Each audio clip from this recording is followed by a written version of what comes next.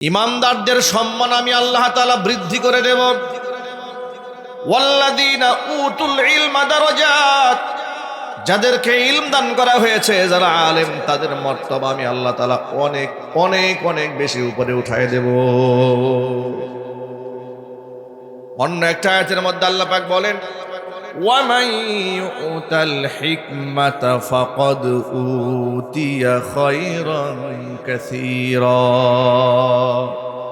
যাকে হিকমা দেওয়া হয়েছে মানে ইলম দান করা হয়েছে, ফাকাদ উতিয়া খায়রান কাসীরা, তাকে অসংখ্য কল্যাণ দান করা হয়েছে।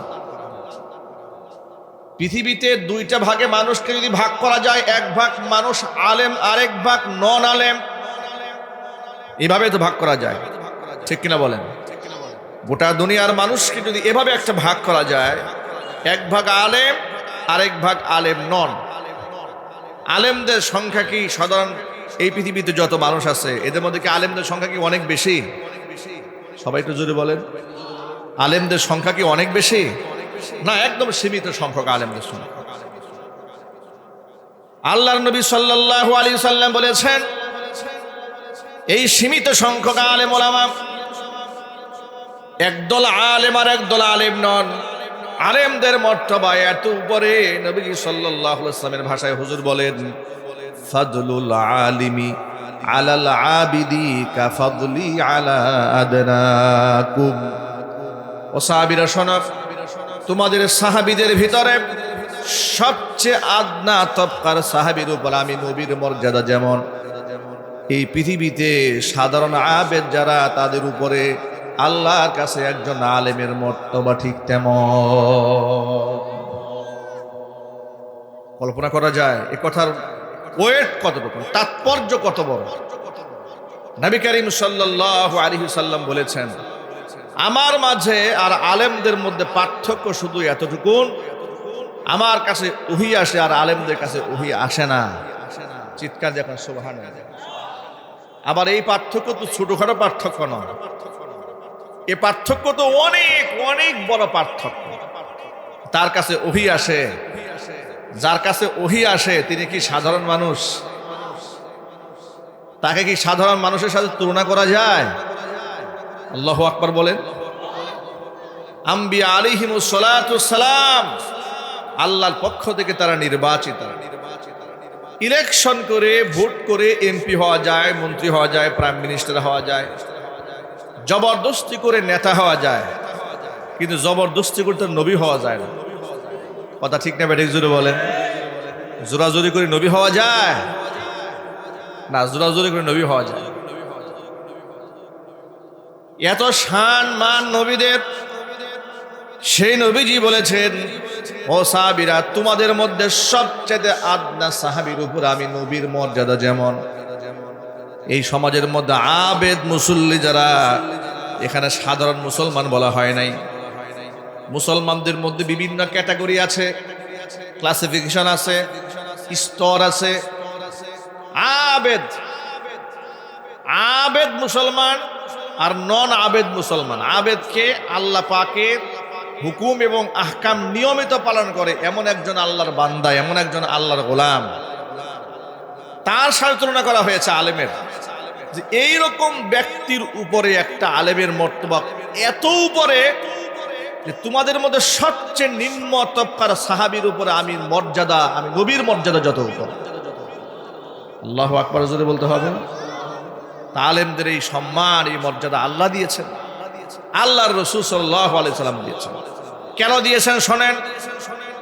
কোরআন মাজিদ আল্লাহ পাক বলেন, কুল হাল ইয়াস্তাবিল্লাযীনা ইয়ালামুনা ওয়াল্লাযীনা লা ইয়ালামুন ইন্নামা ইয়াতাযাক্কারু উলুল আলবাব।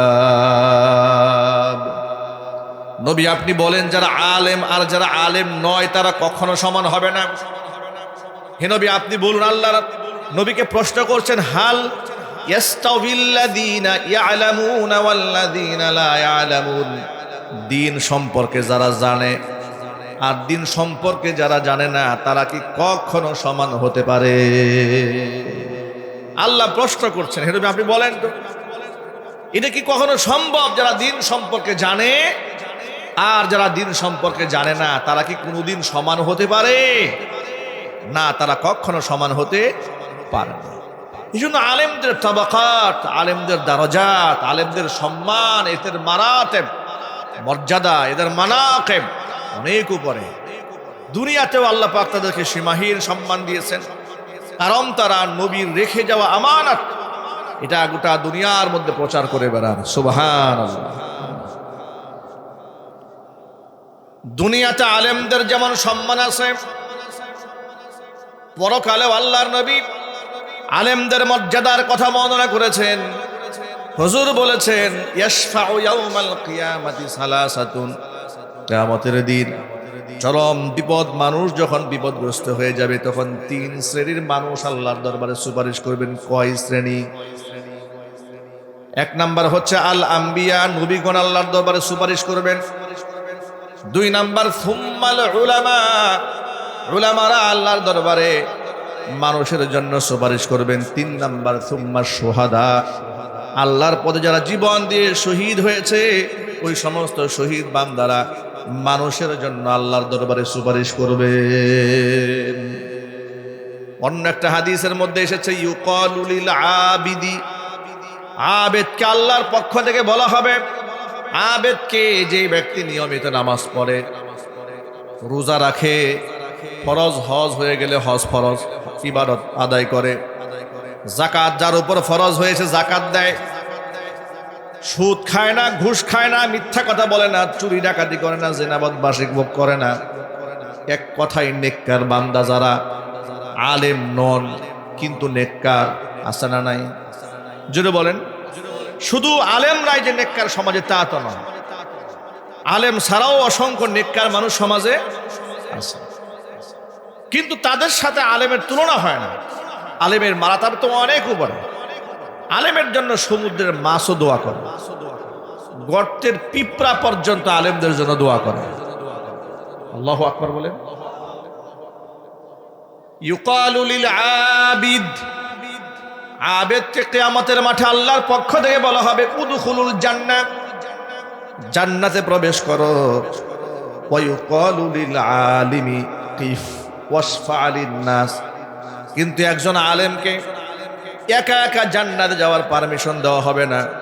আলেম জান্নাতে যাওয়ার আগে, আলেম যখন জান্নাতে যাওয়া শুরু করবেন আল্লাহর পক্ষ থেকে তখন বলা হবে, কিফ, আলেম তুমি দাঁড়িয়ে যাও, দাঁড়াও।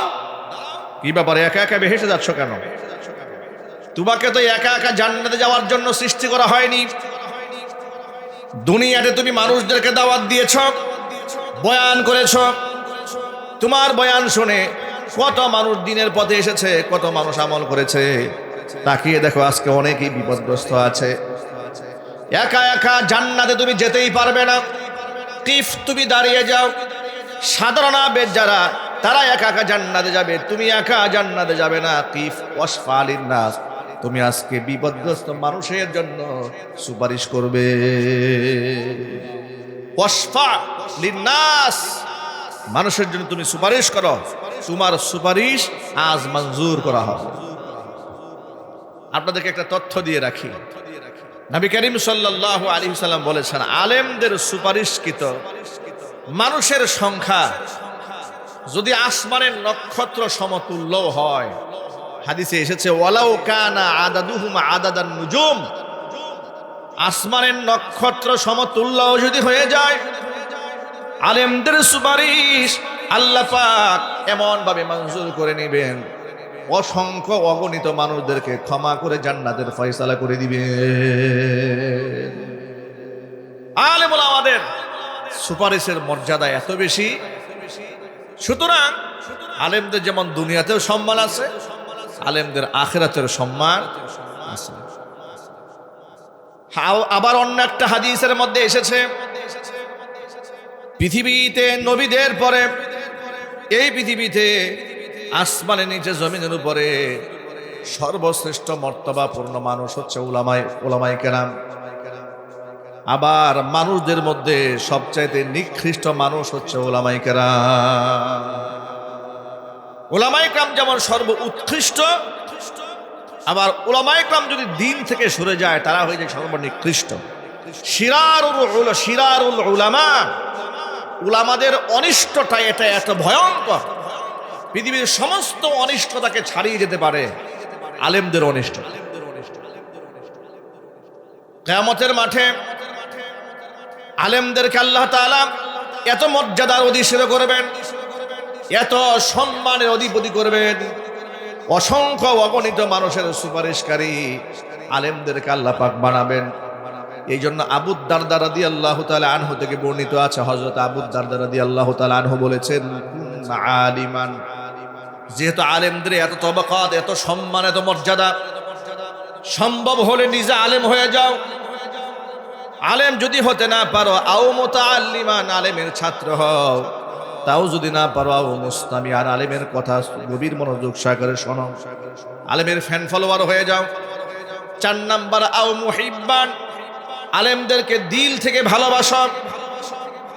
ওয়ালা তাকুনিল খামিস ফাতাহালি, খবরদার খবরদার তুমি 5ম নম্বরে হইও না, তাহলে ধ্বংস হয়ে যাবে। মানে তুমি হয়তো নিজে আলেম হও, না হয় আলেমের ছাত্র হও, না হয় আলেমের ফ্যান ফলোয়ার হও, না হয় তুমি আলেমকে ভালোবাসো। খবরদার তুমি আলেম বিদ্বেষী হয়ে যেও না। আলেম বিদ্বেষী হয়ে গেলে ফাতাহালিক, তুমি ধ্বংস হয়ে যাবে। পৃথিবীর ইতিহাস বলেছে, পৃথিবীর ইতিহাস তাকিয়ে দেখুন, যত মানুষ আলেম বিদ্বেষী হয়েছে আল্লাহ পাক জিল্লতির মালা গলায় দিয়ে জমিন থেকে তাদেরকে বিদায় করেছে।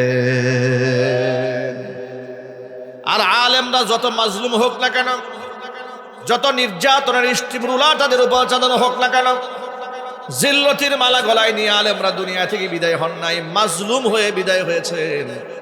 কিন্তু দুনিয়া তাদের বিদায় হয়েছে রাজা বাদশার মতো বিদায়। ঠিক কিনা বলেন? হয়তো এই পৃথিবীতে তাদের গাড়ি হয় নাই, বাড়ি হয় নাই, মিল, ফ্যাক্টরি, ইন্ডাস্ট্রি হয় নাই, একেবারে সাদা মাঠা জীবন যাপন করেছে, কিন্তু ইন্তেকালের পরে তাদের বিদায়টা হয়েছে বাদশাহী বিদায়। সুবহানাল্লাহ বলবেন না? আল্লাহু আকবার বলেন। বাস্তব নমুনা একটু তাকায় দেখেন, ইতিহাস একটু স্মরণ করেন। হাফিজ জি হুজুর রাহিমাহুল্লাহ যখন দুনিয়া থেকে চলে গেলেন, সর্বকালের সারা সেরা জানাজা তিনি উপহার পেলেন। ঠিক কিনা জোরে বলেন?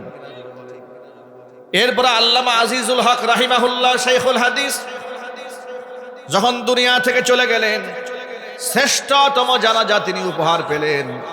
মুফতি আমিনী রহমাতুল্লাহি আলাইহি জমিন থেকে যখন বিদায় হয়ে গেলেন, শ্রেষ্ঠ জানাজা উপহার পেলেন। আল্লামা শাহ আহমদ শফী রহমাতুল্লাহি আলাইহি যখন বিদায় হলেন, বাদশাহী বিদায় হলো তার।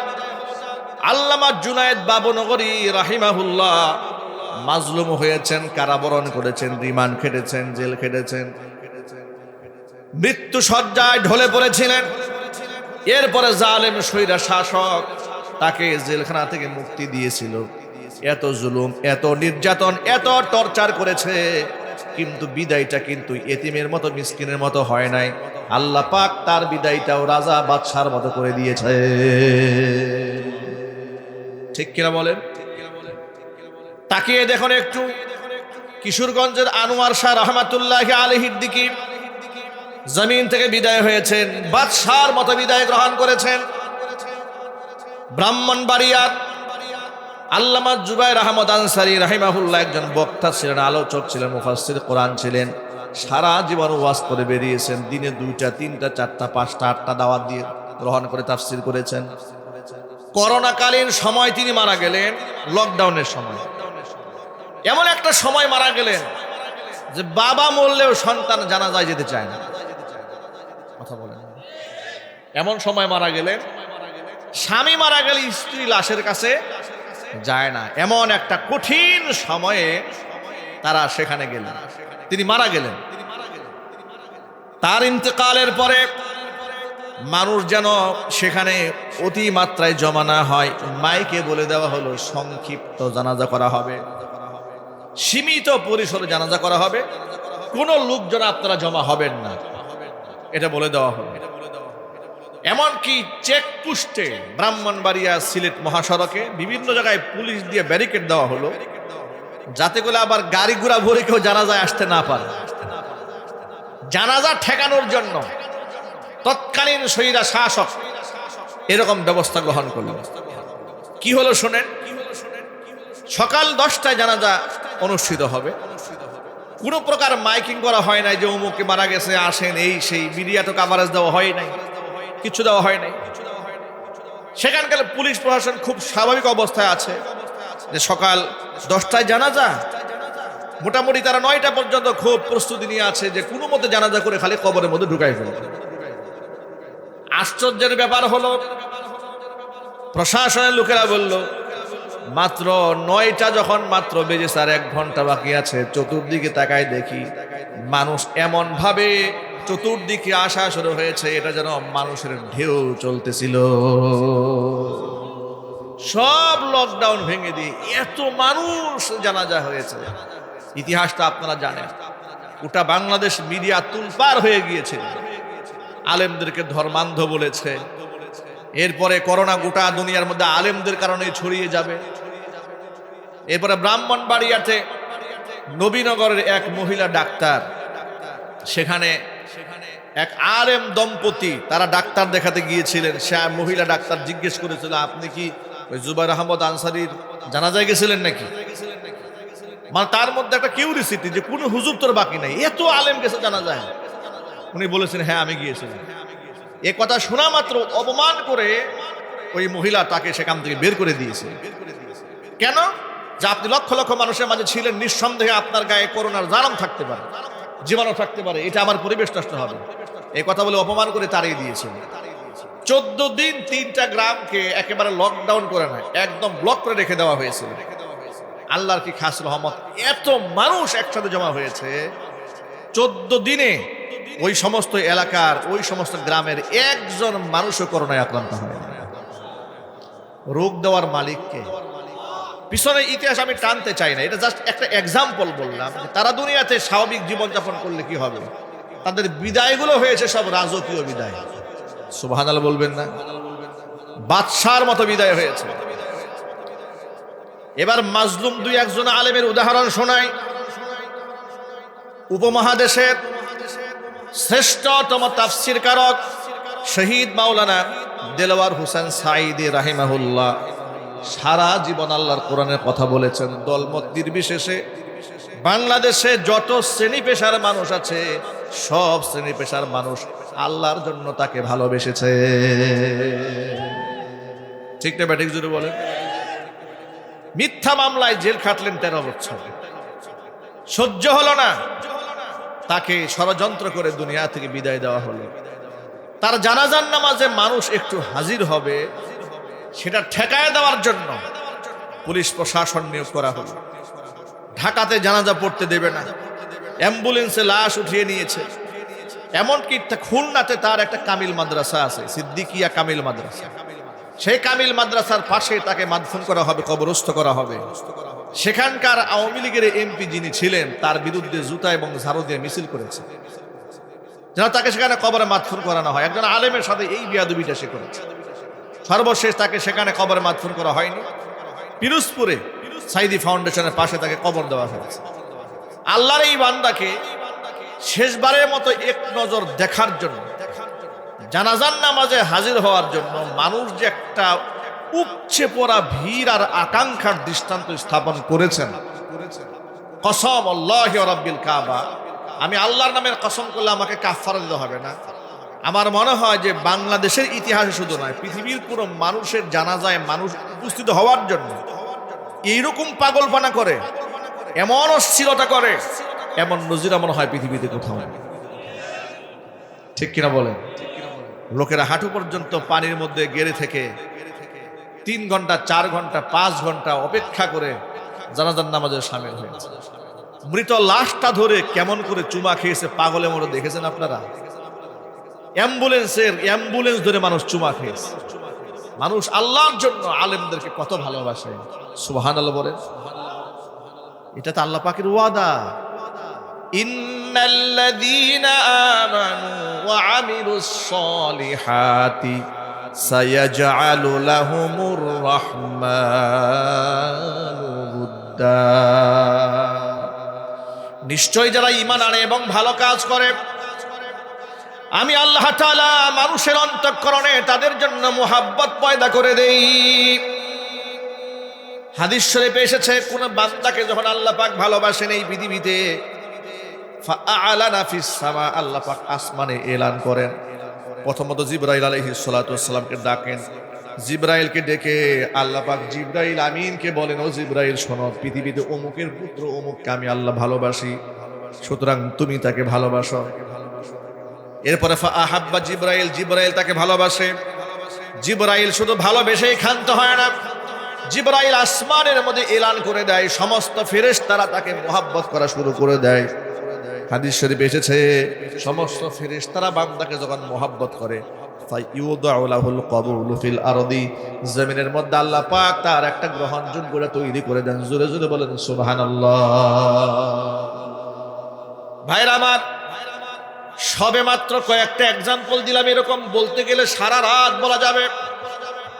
শুধু এই কথা বুঝাতে চাইলাম, দুনিয়াতে জীর্ণ শীর্ণ জীবন যাপন করলে কি হবে, তাদের বিদায়টা হয় রাজকীয় বিদায়। পক্ষান্তরে যত জালেম যারা হয়, সামনে গার্ড, পেছনে গার্ড, ডানে লোক, বামে লোক, এরকম লোক আছে না সমাজে? এলাকার মধ্যে পাতি নেতা, ছাতি নেতা, চান্দাবাজ নেতা, ডাকাত নেতা, খুনি নেতা, ত্রাস সৃষ্টিকারী নেতা, যত মানুষের জন্ম হয়, দুনিয়ার মধ্যে বহুত হাক ডাক থাকে, মিডিয়া থাকে, কাবারে যায়, কত কিছু থাকে, কিন্তু জমিন থেকে যখন মারা যায়, বিদায়টা বড় অভিশপ্ত বিদায় হয়ে যায়। ইন্নামাল আমালু বিল খাওয়াতিম, শেষ ভালো যার, সব ভালো তার। মনে রাখবেন আপনি কি আমল নিয়ে দুনিয়া থেকে বিদায় হয়েছে। ভাইরা আমার, যে আলেমদের এত তবাকাত, আলেমদের এত মর্যাদা, এই জন্য আবু দারদা রাদিয়াল্লাহু তাআলা আনহু বলেছেন, কুন আলিমান, নিজে আলেম হও, আও মুতাআল্লিমান, অথবা আলেমের ছাত্র হও, তাও যদি না পারো আও মুস্তামিআন, আলেমের শ্রোতা হও, আও মুহিব্বান, অথবা আলেমকে ভালোবাসো, ওয়ালা তাকুনিল খামিস ফাতাহালিক, আলেম বিদ্বেষী হয়ে যাও না, তাহলে তুমি ধ্বংস হয়ে যাবে। এবার আপনারা বলেন, এই সমাজে আলেমদেরকে মুহাব্বত করার লোকের অভাব নাই, এতে কোনো সন্দেহ নাই, কিন্তু আলেমদেরকে দেখলে ঘৃণা করে আলেম বিদ্বেষী লোক সমাজে আছে না নাই? আছে, নিশ্চয় আছে। বিগত 16 বছর যারা এই বাংলাদেশে রাজত্ব কায়েম করেছিল, তারা ক্ষমতার লোভে আলেমদেরকে বেইজ্জত করেছে, আলেমদেরকে লাঞ্ছিত করেছে, অপমানিত করেছে। এত আলেম এই বাংলাদেশে অপমানিত হয়েছে, আশ্চর্যের ব্যাপার, আমার মনে হয় গোটা পৃথিবীতে কোনো দেশে আলেমদেরকে এত অপমান আর বেইজ্জত করা হয় নাই। কথা ঠিক না ব্যাঠিক যদি বলেন? আলেমুল আমাদেরকে সম্মান করেন, মুহাব্বত করেন, ভালোবাসেন আল্লাহর জন্য, কারণ কিয়ামতের ময়দানে এই আলেমরাই আপনার জন্য আল্লাহর দরবারে সুপারিশ করবে। এবার আপনারা বলুন তো, আলেমদের সুপারিশ পাওয়ার দরকার আছে না নাই? আলেমদের সুপারিশ কারা কারা পেতে চান? দু হাত দেখতে চাচ্ছি। কিন্তু আল্লাহ যেন কবুল করে, জোরে কোন আমিন। হাত নামান। আলেমদেরকে ভালোবাসবেন, সাথে সাথে আলেম উলামা যেন নিজের ঘরে দুই একটা জন্মগ্রহণ করে, এই জন্য চেষ্টা চালাতে হবে। সমাজের মধ্যে যদি আপনার ঘরে একজন আলেম হয়, আপনি তো পরকালে সম্মানিত হবেন, এতে কোনো সন্দেহ নাই। দুনিয়াতে যে নিয়ামতটা পাবেন, আপনি শিরিকের ভয়াবহতা থেকে বাঁচবেন, বেদাত থেকে বাঁচবেন, কুফর থেকে বাঁচবেন, কুসংস্কার থেকে বাঁচবেন। কারণ একজন আলেম কোরআন সুন্নাহর জ্ঞান অর্জন করে চক্ষুষ্মান হয়ে যায়, তখন অন্ধত্বতা তার চোখের সামনে থাকে না। এই সমাজের মধ্যে যত মানুষ ভুল পথে পরিচালিত হয় কোরআন সুন্নাহর জ্ঞান না থাকার কারণে, আবার ধর্মের নামে অধর্মের কাজ সমাজে যত হয় কোরআন সুন্নাহর প্রকৃত জ্ঞান না থাকার কারণেই হয়। অনেকে আল্লাহকে পাওয়ার জন্য পীরের পায়ে সেজদা দেয়, অনেকে আল্লাহকে পাওয়ার জন্য মাজারের নামে মান্যত করে, অনেকে আল্লাহকে পাওয়ার জন্য নারী পুরুষ এক জায়গায় গিয়া লাফালাফি করে। এমন দৃশ্য বাংলার জমিনে আছে না নাই? আল্লাহকে পাওয়ার জন্যই করে, ঠিক কিনা বলেন? জিজ্ঞেস করেন যে ভাই এগুলো কেন করেন? আল্লাহকে পাওয়ার জন্য করি। কিন্তু জ্ঞান নাই, জ্ঞান না থাকার কারণে এই কাজগুলো করছে। এই জন্য জ্ঞান ইলম এটা অর্জন করা ফরজ। ইলম অর্জন করা কি ফরজ। তলাবুল ইলমি ফারিদাতুন আলা কুল্লি মুসলিমিন ওয়া মুসলিমা, প্রত্যেকটা নারী পুরুষের উপরে দ্বীনের ইলম এটা অর্জন করা সুন্নাহ করা হয় না, এটাকে ফরজ করা হয়েছে। যতটুকু জ্ঞান অর্জন করলে আপনি কুফর থেকে বাঁচবেন, শিরিক থেকে বাঁচবেন, যতটুকু জ্ঞান অর্জন করতে পারলে আপনি কবিরা গুনাহ থেকে বাঁচতে পারবেন, যতটুকু জ্ঞান অর্জন করলে নামাজের ফরজিয়াত গুলো আদায় করতে পারবেন, ওয়াজিবাত গুলো আদায় করতে পারবেন, এতটুকু জ্ঞান অর্জন করা সকলের জন্য ফরজ। ঠিক কিনা? আবার দেখবেন যে জ্ঞানের জন্য, প্রকৃত ইলমের জন্য অনেক সময় লোকেরা প্রকৃত আলেমের কাছে জিজ্ঞেস না করে যার তার কাছে দিন সম্পর্কে জানতে চায়। মনে রাখবেন, আরেকটা কথা বলে দেই, শেষ জামানা চলে এসেছে। ধীরে ধীরে নবী করিম সাল্লাল্লাহু আলাইহি ওয়াসাল্লাম থেকে বর্ণিত কিয়ামতের যতগুলো আলামত আছে, এর মধ্যে কিছু কিছু আলামত আছে আলামাতে কুবরা, কিছু আলামত আছে আলামাতে সুগরা। ছোট আলামত যেগুলো সেগুলো অধিকাংশ প্রকাশিত হয়েছে, শুধুমাত্র বড় বড় আলামতগুলো বাকি আছে। বড় আলামত কি? যেমন এখন পূর্ব থেকে পশ্চিম, আপনার পূর্ব থেকে সূর্য উঠে পশ্চিমে ঢলে পড়ে। একটা সময় কিয়ামতের আগে এমন হবে পশ্চিম দিগন্ত থেকে সূর্য উঠে পূর্বে ঢলে পড়বে। এগুলা কিয়ামতের বড় আলামত। পূর্ব দিগন্ত থেকে, সিরিয়া অঞ্চল থেকে বিরাট আগুনের লেলিহান শিখা মানুষকে ধাওয়া করবে। দাজ্জালের আগমন ঘটবে, ইমাম মাহাদির আগমন ঘটবে, ঈসা আলাইহিস সালাতু ওয়াস সালাম পৃথিবীতে আসবেন, ইয়াজুজ মাজুজ দুনিয়াবাসীকে হানা দেবে। এগুলা হচ্ছে কিয়ামতের বড় বড় আলামত। কিন্তু ছোট ছোট আলামত যেগুলো, সেগুলো অনেকটাই এই সমাজের মধ্যে আমাদের চোখের সামনে ভেসে উঠেছে। একটা হাদিস শোনা আপনাদেরকে, নবীজি সাল্লাল্লাহু আলাইহি সাল্লাম বলেছেন, সিনফানি মিন আহলিন নার লাম আরহুমা, জাহান্নামের দুইটা শ্রেণী যাদেরকে আমি নবীজি আমার জামানায় দেখি নাই, কিন্তু তারা শেষ জামানায় আসবে। জাহান্নামের কয়টা শ্রেণী হুজুর বলেন? মানে জাহান্নামে তো অনেক শ্রেণী আছে, এর মধ্যে দুইটা শ্রেণী এরকম আছে, হুজুর বলছেন এদেরকে আমি দেখিনি, লাম আরহুমা, এদেরকে আমি দেখিনি, কারণ আমার জামানায় ওই দুইটা শ্রেণী নাই। কিন্তু এগুলো আসবে কিয়ামতের আগেই পৃথিবীতে আসবে। তাদের কিছু আলামত তোমাদেরকে বলে দেব। আল্লাহর নবী সাল্লাল্লাহু আলাইহি সাল্লাম বলেছেন, সিনফানি মিন আহলিন নার লাম আরহুমা, জাহান্নামের দুইটা শ্রেণীর মধ্যে একটা শ্রেণী হচ্ছে পুরুষ, একটা শ্রেণী নারী। পুরুষ যারা হবে এদের আলামতটা কি শোনো, রিজালুম বিআইদিহিম সিয়াতুন কাআদনা বিল বাকারি ইয়াদরিবুনা বিহান নাস, এমন কিছু পুরুষের আবির্ভাব দুনিয়াতে ঘটবে যাদের হাতে গরুর লেজের মতো লাঠি থাকবে, মানুষদেরকে তারা অন্যায়ভাবে প্রহার করবে। এই একটা শ্রেণী দুনিয়াতে আসবে। মুহাদ্দিসরা এই হাদিসের ব্যাখ্যা করে বলেছেন, এর একটা ব্যাখ্যা হচ্ছে দুনিয়ার প্রশাসনের দায়িত্বশীল ওই সমস্ত লোকেরা যাদের হাতে লাঠি থাকে আর অন্যায়ভাবে মানুষদেরকে পিটায়। প্রশাসনে চাকরি করে এরকম জালেম আছে না? আর চিৎকার দিয়ে বলেন আছে না? নাই? আছে।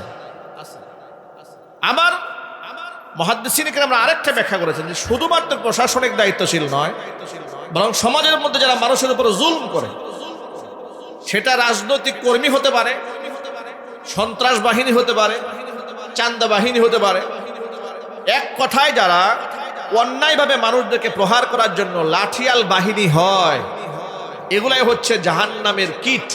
চিৎকার দিয়ে এখন নাউজুবিল্লাহ। এরকম লোক সমাজে আছে না ভাই?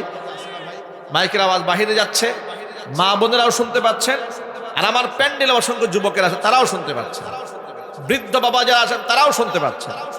আপনার সন্তানটা কারো লাঠিয়াল বাহিনী যেন না হয়, গুন্ডা না হয়, মাস্তান না হয়, এই জন্য আপনাকে এই ব্যাপারে সতর্ক থাকতে হবে। শুধু বাবা হলে চলবে না, বাবা হওয়া সহজ, কিন্তু বাবার দায়িত্ব গ্রহণ করা বড় কঠিন। সন্তান শুধু জন্ম দিলে হবে না, এই সন্তানের ব্যাপারে আল্লাহর আদালতে জবাবদিহিতা আছে। তো ছেলের ব্যাপারে জবাবদিহিতা আছে, মেয়ের ব্যাপারে জবাবদিহিতা আছে। সুতরাং আমার সন্তান যেন বেনামাজি না হয়, সন্ত্রাস না হয়, গুন্ডা মাস্তান না হয়, সেই ব্যাপারে খেয়াল রাখতে হবে। আর আপনি চিনবেন কি করে? নবীজি সাল্লাল্লাহু আলাইহি ওয়াসাল্লাম বলেছেন, আল ইনসানু আলা দীনি খালিলিহি। আপনার সন্তান ভালো না মন্দ আপনি কেমনে চিনবেন? আলা দীনি খালিলিহি, দেখবেন যে তার বন্ধুটা কেমন। সুবহানাল্লাহ বলেন।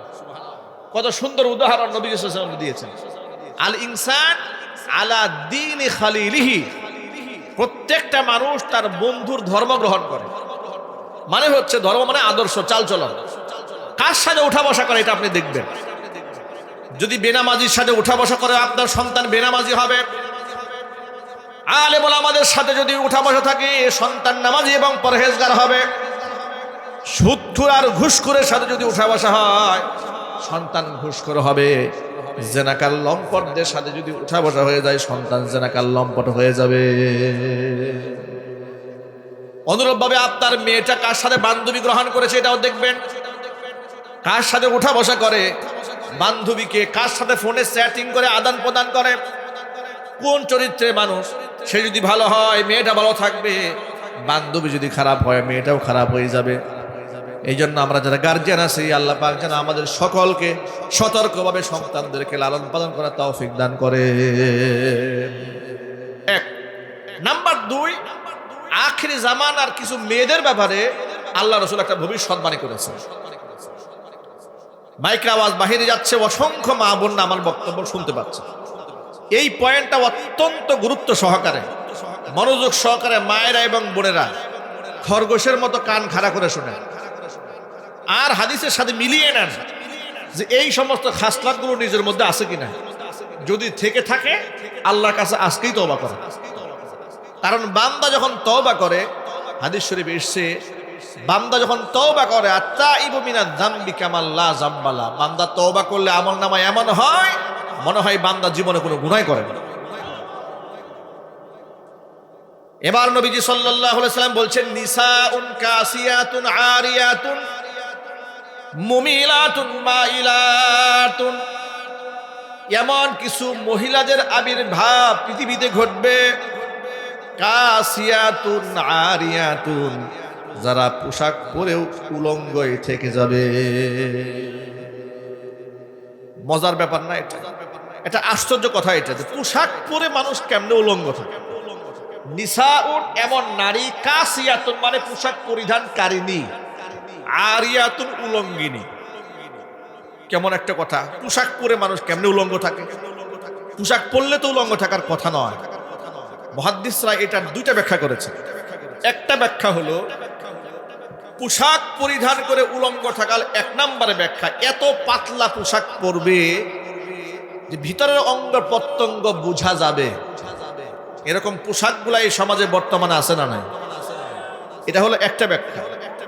এই ধরনের পোশাক মেয়েদের জন্য পরা হারাম। এই ধরনের পোশাক পরা কি হারামটা একটু জোরে বলবেন, এটা পরা কি? আবার বলেন, এমন পোশাক কি না কি?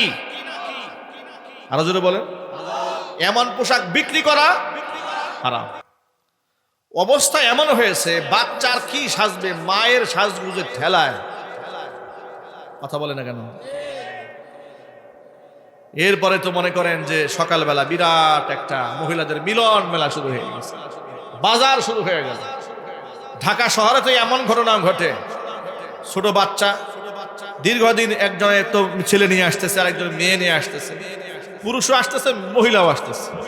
তা গার্জিয়ানদের মোটামুটি দেখা সাক্ষাৎ দৈনিক, আপা ভাই দুলাভাই সাক্ষাৎ হচ্ছে।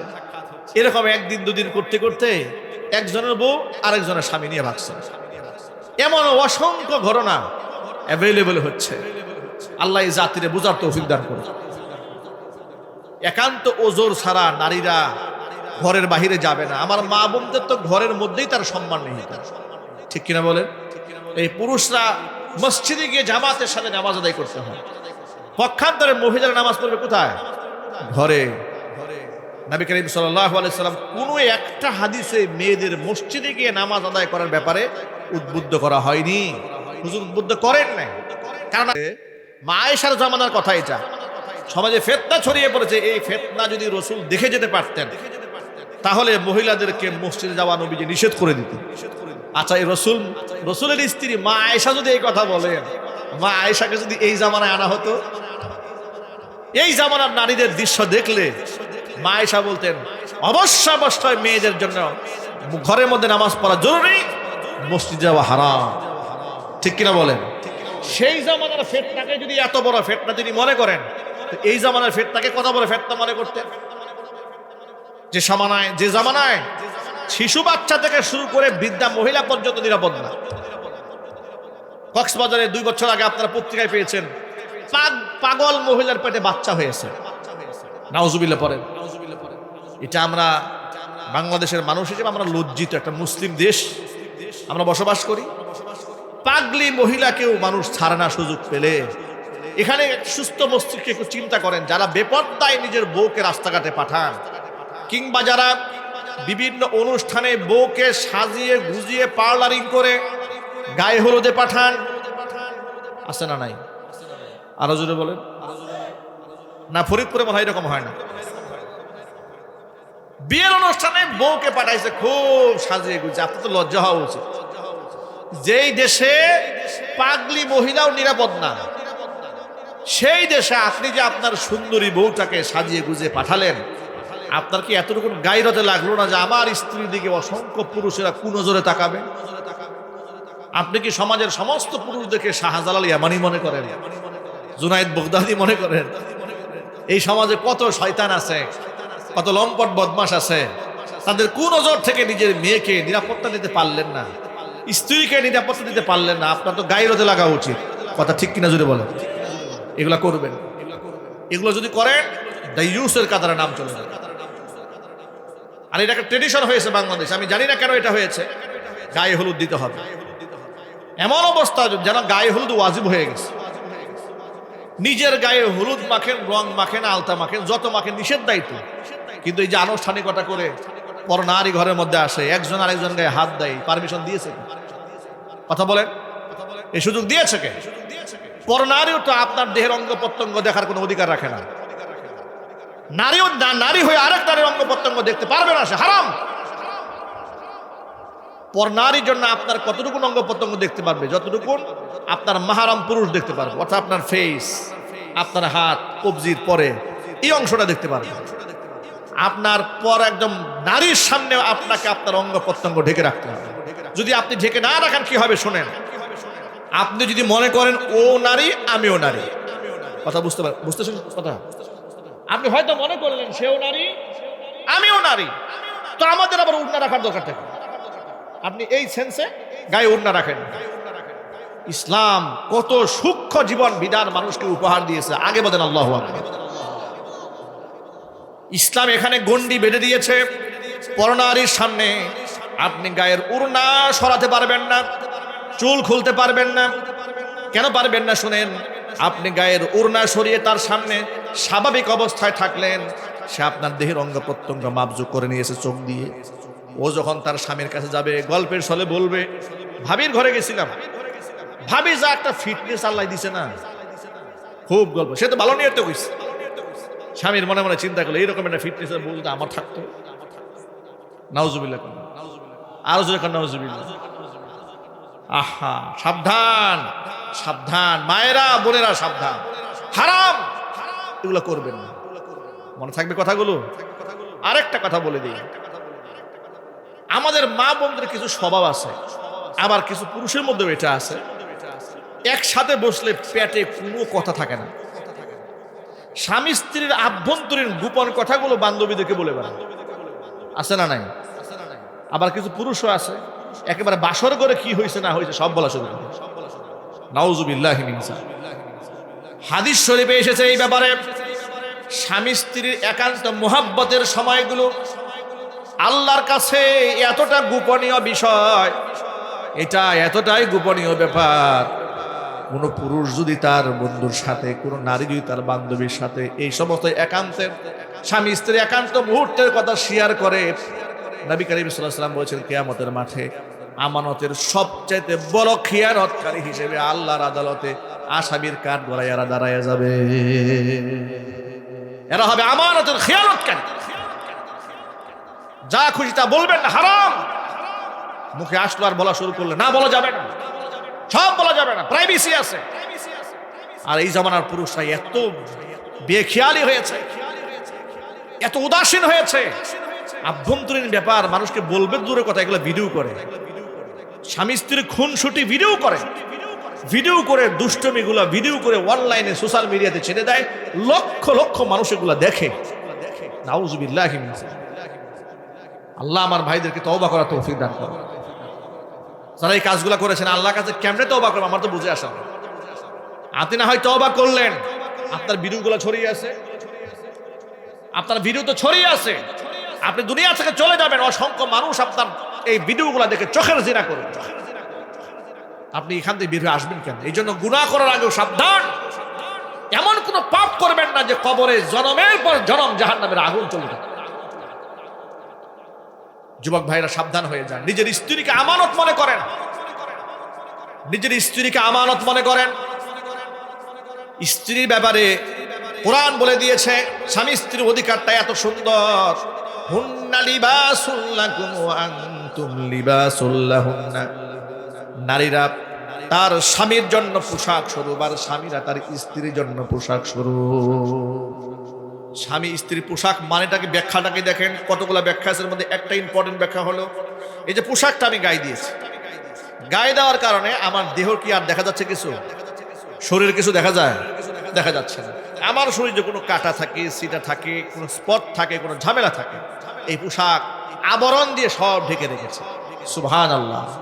আল্লাহ পাক স্বামী স্ত্রীর ব্যাপারে বলেছেন একে অপরের পোশাক, মানে স্ত্রীর যত কোনো দুষ্টুটিও থাকে স্বামী সব গোপন রাখবে, স্বামীর যদি কোনো দুষ্টুটি থাকে সব স্ত্রী গোপন রাখবে। আল্লাহু আকবার বলেন, কি সুন্দর কথা এটা। আরেকটা ব্যাখ্যা হচ্ছে পোশাক যেমন গায়ের সাথে অঙ্গাঙ্গিভাবে জড়িয়ে থাকে, স্বামী স্ত্রীর সম্পর্কটা হচ্ছে এরকম একে অপরের সাথে মিলিত হয়ে থাকবে। সুবহানাল্লাহ। বিচ্ছিন্ন হওয়ার সম্পর্ক নয় এটা, অর্ধাঙ্গিনী। আপনার দেহের অর্ধেকটা মনে করতে হবে। আল্লাহ পাক আমাদেরকে দায়িত্বশীল হওয়ার তৌফিক দান করেন। তিনটা কথা বলতেছিলাম, হুজুর বলেছেন 3 শ্রেণীর মানুষের জন্য জান্নাত হারাম। 1 নাম্বার মাদক সেবীর জন্য জান্নাত হারাম, 2 নাম্বার পিতা মাতার অবাধ্য সন্তানের জন্য আল্লাহর জান্নাত হারাম, 3 নাম্বার হচ্ছে দায়ুস পুরুষের জন্য আল্লাহর জান্নাত হারাম। আল্লাহ পাক যেন এই সমস্ত গুনাহ থেকে আমাদের সকলকে হেফাজত করেন। সকলেই জোরে বলুন আল্লাহুম্মা আমিন। আমরা কি বাবা মার খেদমত করবে পারবো তো ইনশাআল্লাহ? আরো জোরে বলুন ইনশাআল্লাহ। মা কি ভালোবেসে এই পৃথিবীতে হয়েছে যারা আজ ধন্য, পৃথিবীর সব সুখ আল্লাহর সন্তোষ শুধু তারই জন্য। মাকে ভালোবেসে এই পৃথিবীতে হয়েছে যারা আজ ধন্য, পৃথিবীর সব সুখ আল্লাহর সন্তোষ শুধু তারই জন্য। বায়েজিদ বুস্তামি খোদার হলো কত প্রিয়, সে যে মার ভালোবাসা দুয়ার কারণে জেনে নিও। বায়েজিদ বুস্তামি খোদার হলো কত প্রিয়, সে যে মার ভালোবাসা দুয়ার কারণে জেনে নিও। মার ভালোবাসা পেলে খোদার রহম মেলে, মার ভালোবাসা পেলে খোদার রহম মেলে।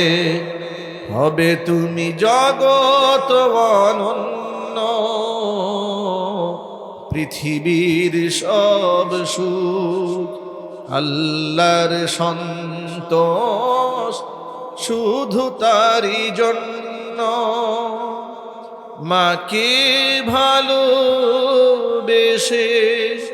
এই পৃথিবীতে হয়েছে যারা আজ ধন্য, পৃথিবীর সব সুখ আল্লাহর সন্তোষ শুধু তারই জন্য, পৃথিবীর সব সুখ আল্লাহর সন্তোষ শুধু তারই জন্য।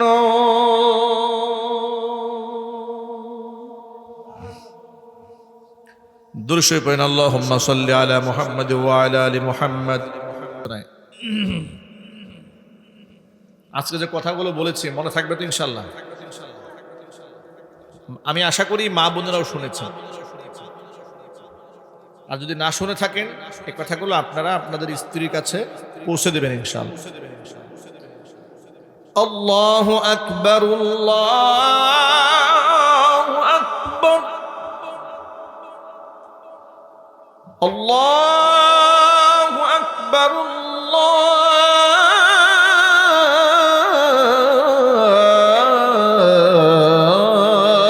আল্লাহু আকবার।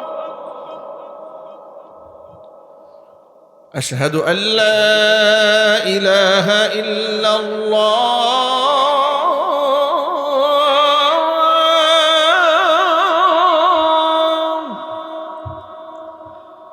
أشهد أن لا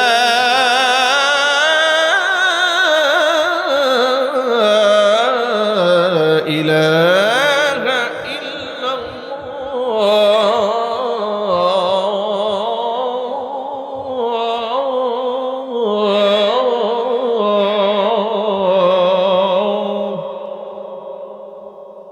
গভীর রাতে আজানে এতটুকুর মাইকের আওয়াজ অনেক দূরে যাচ্ছে, মানুষ বিভ্রান্ত হওয়ার সম্ভাবনা আছে। আল্লাহ তাআলা আজানের মহব্বত যেমন দান করেছেন, নামাজের প্রতি মহব্বতকে আল্লাহ তাআলা আরো বাড়ায় দেন। সকলেই বলুন আল্লাহুম্মা আমিন। আজকের মাহফিলের যিনি দাওয়াত দিয়েছেন আমাদেরকে, মুরব্বি আসছেন, হ্যাঁ, সভাপতি সাহেব।